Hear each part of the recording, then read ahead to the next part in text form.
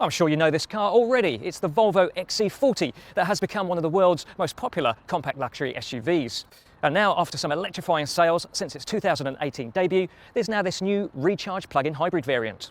In this review, we'll find out exactly how far we can go on electric power alone, check out the overall fuel efficiency, and tell you whether it's worth buying this plug-in hybrid over a regular petrol version of the XC40.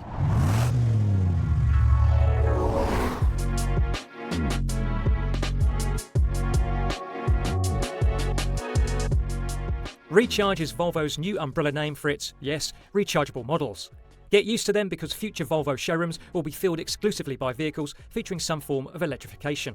The XC40 Recharge plug-in hybrid is the first electrified version of Volvo's compact luxury SUV, with a fully electric variant called the Recharge Pure Electric due sometime around mid-2021. The good news is that the Recharge Hybrid is the most affordable plug-in Volvo by a huge margin. The bad news is that its $64,990 starting price makes the Recharge Hybrid $8,000 more expensive than the T5R design, the previous range-topping XC40 on which it is based. The Recharge plug-in hybrid pretty much looks like a T5R design from the outside, with just a couple of differences. You've still got the fuel filler cap at the back for petrol, but up front, the flap here, that gives you access to the recharge socket. A change we can't actually show you right now because this is more of an evaluation vehicle, but on the rear pillar here, instead of R design, it will say Recharge. Actually, there is one other badge difference, this one that says twin engine. Now, I'm not sure you'll get that on the cars that you'll buy because that's Volvo's old name for plug-in hybrids, where it's now Recharge. Regardless of name, you still get the same 460 litres of luggage capacity as with other XC40s, thanks to the battery pack being positioned nice and low along the spine of the car. This is a little bit different. This is your fashionable power cord pouch. Take that out for the moment. So one thing I've noticed that is different, disappointingly, you do miss out on the clever folding floor that you get in other XC40s, which could act as a divider and also feature these integrated shopping bag hooks. You still get the same amount of rear seat space that is surprisingly generous for a compact SUV. If there is one difference, the transmission hump does seem a bit chunkier than in other XC40s. I think the battery pack has just pushed it up a little bit more. So the middle seat not quite as comfortable as others, much more of a four-seater, I think. And up front, it's just like you're sitting in a regular version of a T5R design. Same sporty cues such as the three-spoke steering wheel, the Napa leather textile seats which are lovely and comfortable, same Scando cool features such as the vertical vents and metallic trim inserts, and same ingenious storage. You've got this shopping bag hook that folds out of the glove box like that.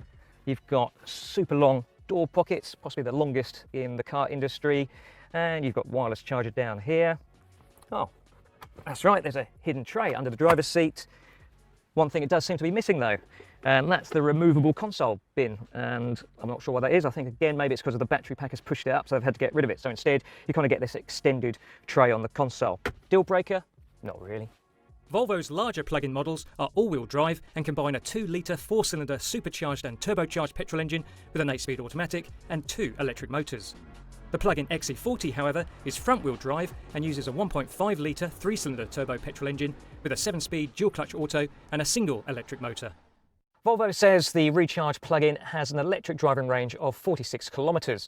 Now, if you switch the car on like this, now it actually indicates we've got 40. That's because it starts the car in hybrid mode, which is where it automatically switches between petrol and electric power. What you need to do is press the drive mode button there and go from hybrid to pure mode, which tells the computer to lock in electric mode.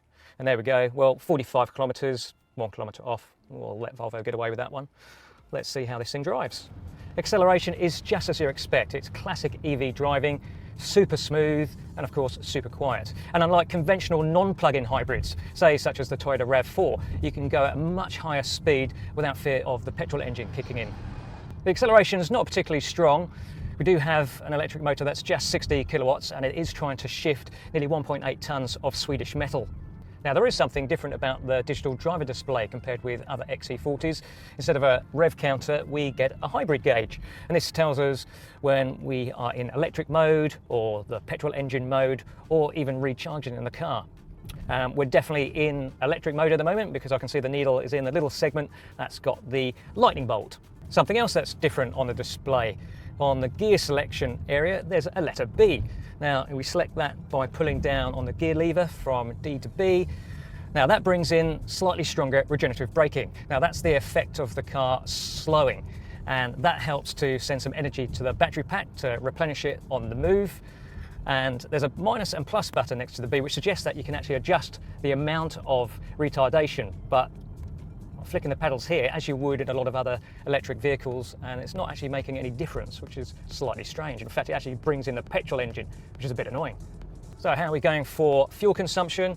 Well, we can have a look at our driver performance.